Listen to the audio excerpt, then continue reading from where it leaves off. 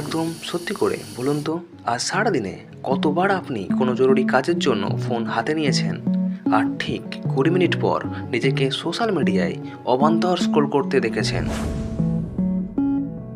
আপনি কি কখনো ভেবেছেন কেন আমরা মাত্র 5 মিনিটের জন্য ইউটিউব শর্টস খুলে 30 মিনিট পর বুঝতে পারি যে এতক্ষণ ফোনটাই দেখছিলাম?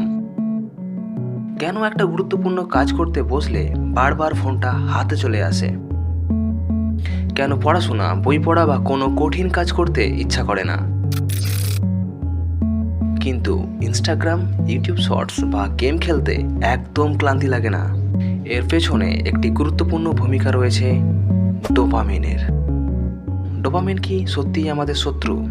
আর সত্যি কি ডোপামিন ডিটক্স করলে মস্তিষ্ক রিসেট হয়ে যায়? আজকের ভিডিওতে আমরা সহজ ভাষায় জানব ডোপামিন কি, কিভাবে আমাদের রিওয়ার্ড সিস্টেম কাজ করে এবং কিভাবে আমরা নিজের অভ্যাসের উপর আরও ভালো কন্ট্রোল আনতে পারি।